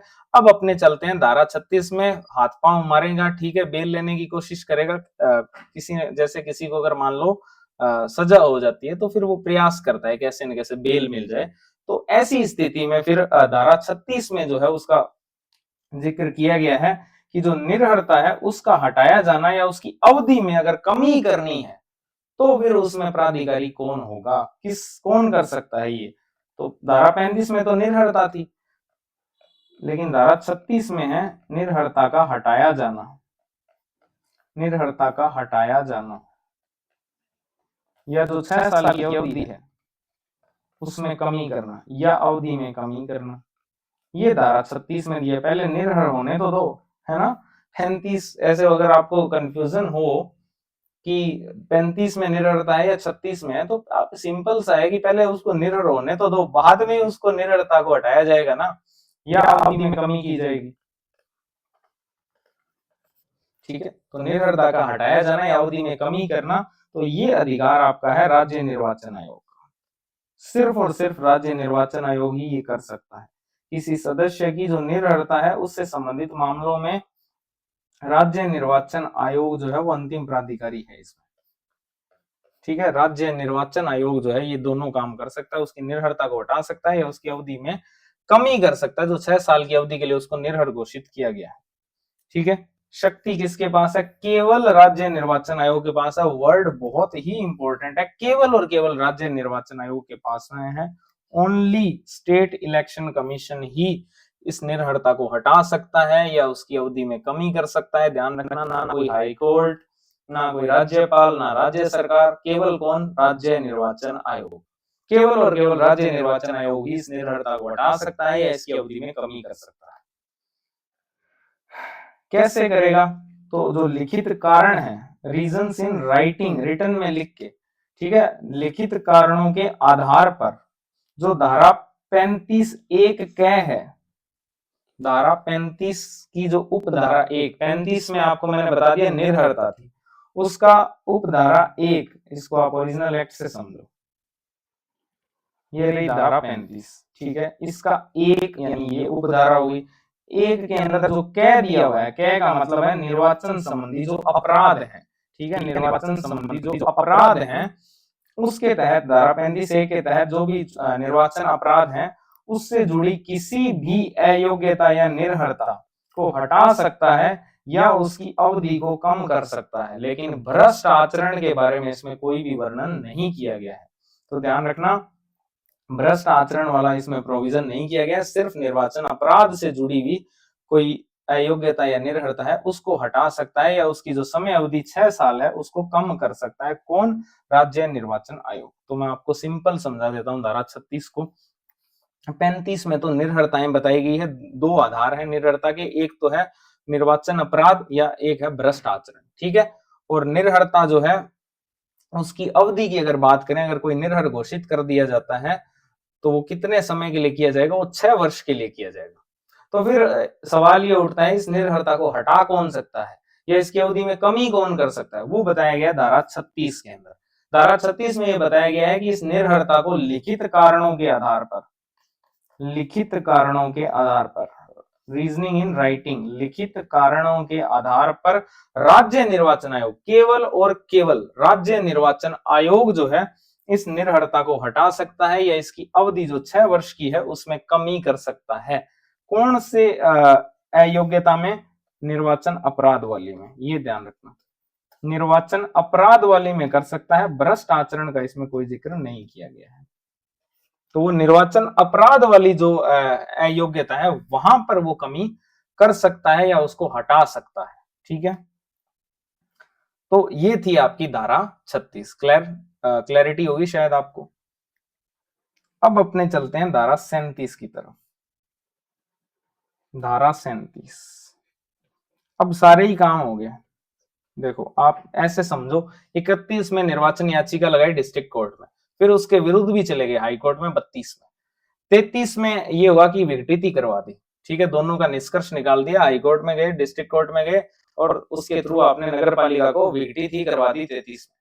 34 में आपके दिमाग में है कि क्या कोई अंतिम भी लगा सकते हैं, अंतिम अपील कहां कर सकते हैं, इसकी नीड ही नहीं है। ठीक है, तो 34 में अंतिम बताया गया है कि अंतिम जो इसमें निर्णय करता है वो हाई कोर्ट है। फिर आप गए 35 में कि अब तक अपने निर्भरता कर रहे थे, तो निर्भरताएं क्या है बेसिकली, तो दो आधार बताए गए निर्भरता के 35 में। फिर 36 में बताया गया कि अगर किसी को निर्भर घोषित कर दिया है तो क्या उसकी निर्भरता को हटाया जा सकता है, किसके पास में ये शक्ति है, या उसकी निर्भरता की अवधि को कम किया जा सकता है क्या। तो ये धारा 36 में बताया गया, इसमें राज्य निर्वाचन आयोग ही एक प्राधिकारी है ओनली। अब जो है आगे चलते हैं धारा 37 की तरफ। यहां पर अपने मान लेते हैं कि ऐसा कुछ भी नहीं हुआ है, चुनाव बहुत ही फेयर तरीके से हुआ है, और अब अगर चुनाव हुआ है तो सदस्य को सबसे पहले क्या लेनी पड़ेगी, शपथ लेनी पड़ेगी। ठीक है, सदस्य को सबसे पहले क्या लेनी पड़ेगी, शपथ लेनी पड़ेगी। तो इसमें धारा 37 के अंदर पद की शपथ, पद की शपथ जो है ओथ, इसका प्रोविजन किया गया। धारा 37 के अंदर पद की शपथ या ओथ का जो है वो वर्णन किया गया है। अब आप कमेंट सेक्शन में ऐसी कोई ट्रिक लिखना जिससे ये शपथ और धारा 37 कनेक्ट होते हो। मैं देखना चाहता हूं आप कितने क्रिएटिव हो। ठीक है, शपथ और धारा 37 ट्रिक बनानी है कि शपथ और धारा 37 आपस में कनेक्ट हो।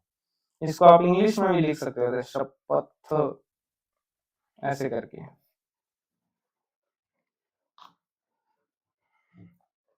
इससे भी ट्रिक बना सकते हो, कोई बनती है तो देख लेना, आप बना के देखते हैं कितने क्रिएटिव हो।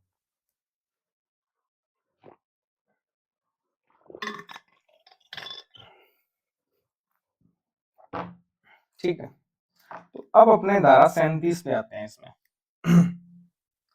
सबसे पहले तो शपथ अगर ले रहा है वो, तो किसके समक्ष शपथ लेगा, तो समक्ष किसके लेगा, प्रत्येक सदस्य कार्यभार संभालने से पहले कलेक्टर या उसके द्वारा नामित जो भी व्यक्ति है उसके समक्ष निर्धारित प्रारूप के अंदर ही एक शपथ लेगा, जो भी उसका प्रेस्क्राइब्ड फॉर्म होगा, प्रारूप होगा, फॉर्मेट होगा, उसके समक्ष। ठीक है, तो पहला तो इसमें प्रोविजन ये है कि वो शपथ जो है किसके समक्ष लेगा,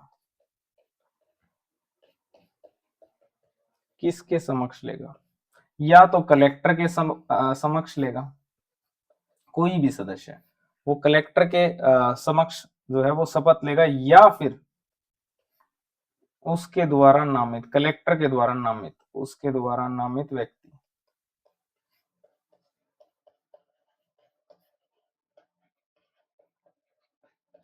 या तो कलेक्टर के समक्ष शपथ लेगा या उसके द्वारा नामित व्यक्ति के समक्ष जो है वो शपथ लेगा। ठीक है, और इसका एक प्रारूप भी होगा, ध्यान रखना, एक निर्धारित प्रारूप होगा, उसके अंदर वो शपथ लेगा। इसके बाद आते हैं समय सीमा पर। इस शपथ की समय सीमा कितनी होगी, क्या वो कभी भी शपथ ले सकता है क्या, नहीं। जो नगर पालिका की पहली बैठक होगी उसकी तारीख से 1 माह के भीतर, यहां बहुत अच्छा प्रश्न बनाया जा सकता है, शपथ जो है उसकी समय सीमा क्या होगी। मैं आपको एक प्रश्न बना के दिखाता हूं यहाँ पे, शपथ की समय सीमा। मैं आपको 2 ऑप्शन दे रहा हूं, आप बताना इनमें से कौन सा सही है। शपथ की समय सीमा, पहला ऑप्शन नगर पालिका के गठन से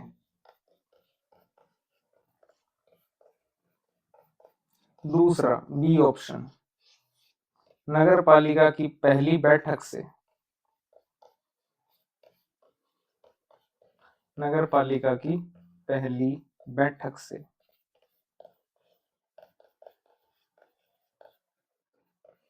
1 माह के भीतर, ठीक है, और यहां पर हो जाएगा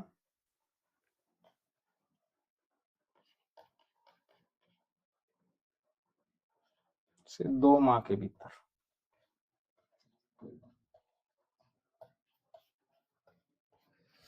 अब आप बताओ इसमें से कौन सा सही है।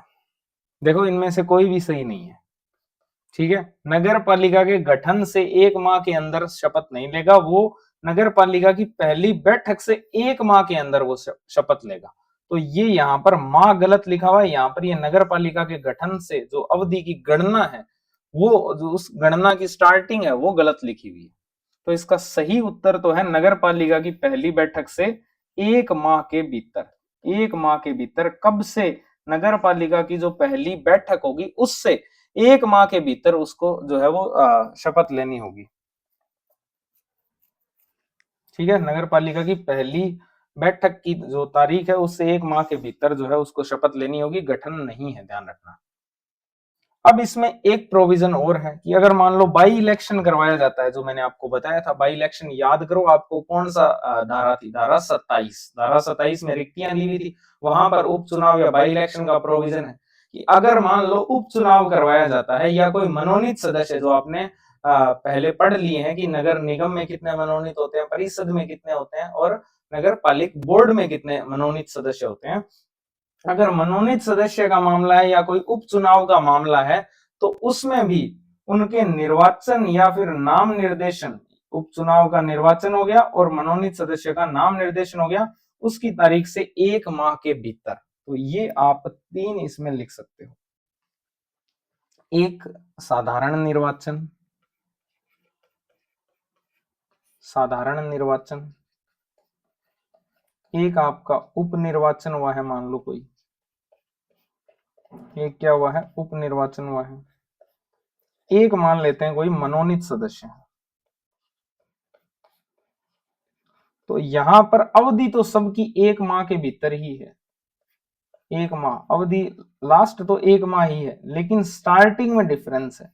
यहां पर साधारण निर्वाचन में नगर पालिका के गठन से 1 माह नहीं है, यहां है नगर पालिका की पहली जो बैठक है उससे लेकर 1 माह के भीतर। यहां पर आपका जब अगर उप निर्वाचन हुआ है तो उप निर्वाचन की स्थिति में जब नगर पालिका का गठन हुआ है तो उस गठन से या निर्वाचन से 1 माह के भीतर, और यहां उसका जब नॉमिनेशन हुआ है, नाम निर्देशन हुआ है मनोनीत सदस्य का, तो उस नाम निर्देशन से 1 माह के भीतर जो है शपथ लेनी पड़ेगी। तो ये सारे प्रोविजन है,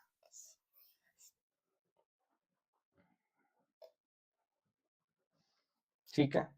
अब आपको समझ आ रहा होगा पूरा। धारा 37 जिसमें कि पद की शपथ को लेकर प्रोविजन किए गए हैं कि पहले तो वो शपथ किसके समक्ष लेगा, तो वो कलेक्टर के समक्ष शपथ लेगा या फिर उसके द्वारा नामित कोई व्यक्ति जो होगा उसके समक्ष वो शपथ लेगा, ठीक है।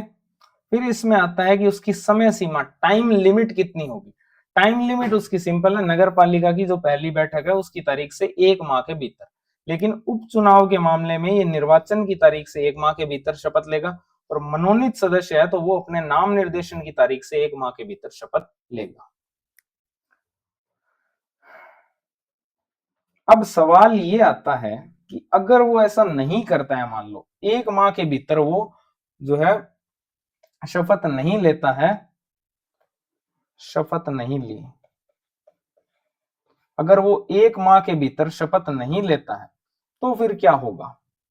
तो ऐसी स्थिति में जो आपका पद है वो रिक्त माना जाएगा, पद रिक्त हो जाएगा, वैकेंट हो जाएगा। ऐसी स्थिति में पद जो है वो रिक्त हो जाएगा, वैकेंट हो जाएगा, ठीक है ना। अगर कोई सदस्य जो है 1 महीने में शपथ नहीं ले पाता है तो उसका पद क्या हो जाएगा, वैकेंट हो जाएगा, ठीक है। लेकिन इसमें एक अपवाद भी है। अपवाद क्या है कि यदि सदस्य इस अवधि के दौरान जेल में अंडर ट्रायल कैदी है, ठीक है, विचाराधीन कैदी है जिसको अब तक सजा नहीं हुई है, ठीक है ना, अब सुनवाई चल रही है, या कोई डिटेन्ड है, मान लो नजरबंद व्यक्ति है, ठीक है, आप सब जानते हो डिटेन्ड का क्या मीनिंग होता है, या कोई राजनीतिक कैदी है। राजनीतिक कैदी का मीनिंग होता है कि उसने सरकार के विरुद्ध कोई प्रतिक्रिया ऐसी कोई आपत्तिजनक की है, तो उसको पॉलिटिकल प्रिजनर बोलते हैं। अगर वो इन रूपों में बंद है किसी तरह से, या तो वो अंडर ट्रायल है, या फिर वो नजरबंद है, या फिर वो राजनीतिक कैदी है, तो फिर क्या उस जेल की जो अवधि है उसको इस 1 महीने में काउंट किया जाएगा? नहीं, उसको फिर इस 1 महीने में काउंट नहीं किया जाएगा। तो ये इसका एक अपवाद आपको ध्यान रखना है। 3 ऐसी स्थितियां हैं, अगर कोई कैदी अंडर ट्रायल है, ठीक है, अंडर ट्रायल है, या फिर मान लो कोई पॉलिटिकल पॉलिटिकल क्रिमिनल है, कैदी है, मान लो पॉलिटिकल क्रिमिनल है, अंडर ट्रायल है, या फिर एक इसमें आपके एक क्या हो गया इसमें, हाँ, इसमें नजरबंद है मान लो कोई, ठीक है, या वो नजरबंद है, तो ऐसी स्थिति में जो जेल की अवधि होगी, मतलब कितनी भी अवधि हो, उस जेल की अवधि को इस 1 माह के भीतर जो शपथ लेने की अनिवार्यता है, इस 1 माह के भीतर इस जेल की अवधि को काउंट नहीं किया जाएगा। ठीक है, सिंपल सी बात है, जेल की अवधि को 1 माह के भीतर काउंट नहीं किया जाएगा। ठीक है, ये आपकी धारा 37 थी। अब आगे चलते हैं धारा 38 के अंदर।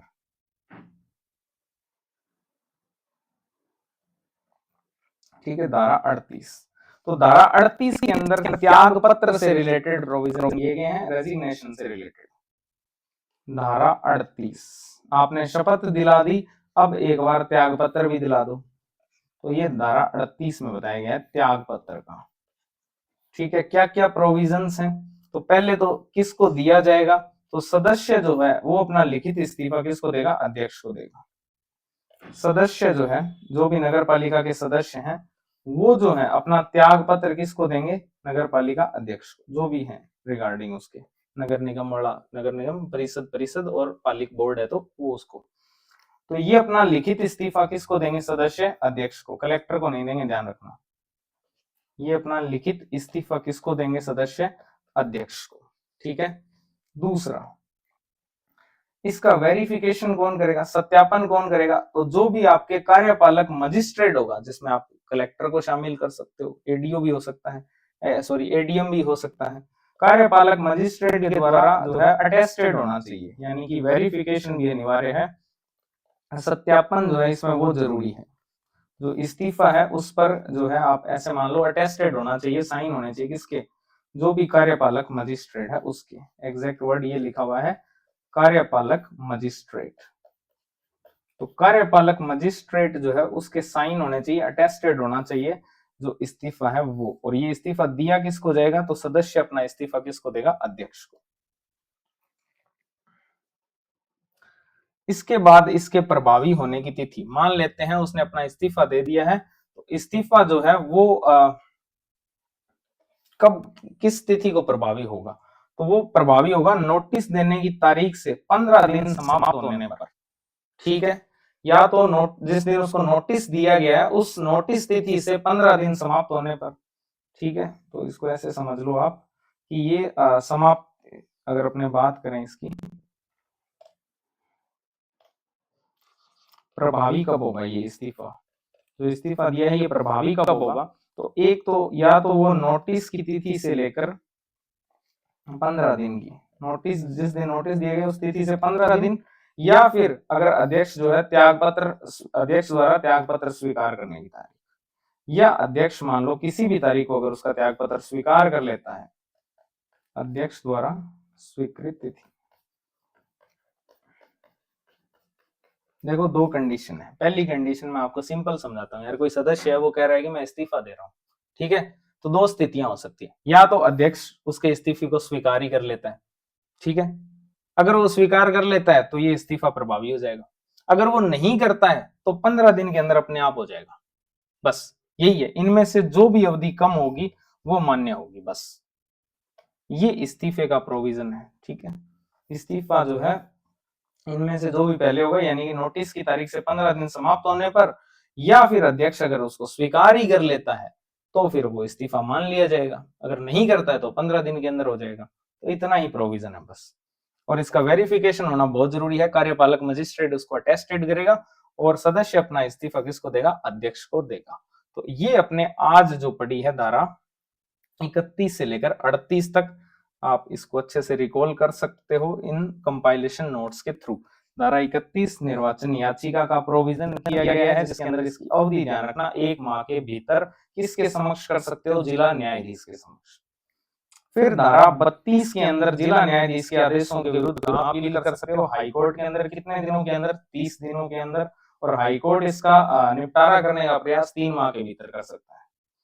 धारा 33 में आपको बता दिया था निर्वाचन अपास्त होता है तो ऐसी स्थिति में किन कंडीशंस में हो सकता है, अगर 2/3 से अधिक सदस्य या फिर सारे ही सदस्यों का निर्वाचन शून्य हो जाता है, तो उस स्थिति में राज्य की नगर पालिका को राज्य सरकार विघटित कर देती है। धारा 34 में यह बताया गया है कि जो आदेश है उनमें अंतिम निर्णय उच्च न्यायालय का होगा और उसके अभाव में डिस्ट्रिक्ट कोर्ट का होगा। धारा 35 में उसकी निर्भरताएं बताई गई है, या तो चुनावी अपराध है या फिर उसने भ्रष्ट आचरण किया है, और उसकी समय अवधि होगी 6 साल।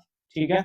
फिर ये बताया गया है कि इस अवधि को या फिर इसमें से कोई भी अगर निर्भरता है उसको हटाना है तो उसके लिए अंतिम प्राधिकारी राज्य निर्वाचन आयोग है, लेकिन ये सिर्फ एक ही आधार पर पदावधि को हटा सकता है और वो है निर्वाचन अपराध। ठीक है। निर्वाचन अपराध के तहत जो भी निर्भरता है उसकी, उसको हटा सकता है या उसकी अवधि को कम कर सकता है। फिर धारा 37 में इसके पद की शपथ को लेकर प्रोविजन है कि कलेक्टर के समक्ष ये शपथ लेगा या उसका जो प्रतिनिधि होगा उसके समक्ष लेगा। 1 माह के भीतर शपथ लेना अनिवार्य है, नहीं तो फिर जो है रिक्त हो जाएगा उसका पद। ठीक है। इसके अलावा धारा 38 के अंदर त्याग पत्र का प्रोविजन है कि त्याग पत्र जो है वो अध्यक्ष जो सदस्य अपना त्याग पत्र अध्यक्ष को देगा, जो कि कार्यपालक मजिस्ट्रेट से अटेस्टेड होना चाहिए। 2 स्थितियां हैं, अगर या तो अध्यक्ष इस्तीफे को स्वीकार कर ले या फिर नहीं तो फिर 15 दिन के अंदर अंदर तो अपने आप हो ही जाएगा वो। ऐसी स्थिति में इस्तीफा प्रभावी हो जाएगा। ये सारी धाराएं अपने पढ़ी है, धारा 31 से 38, इनको आप अच्छे से रिवाइज कर लेना। ठीक है। अब दिमाग में छप गई होंगी आपको। तो थैंक यू वेरी मच आप सभी का। मिलते हैं अपने अगली क्लास में।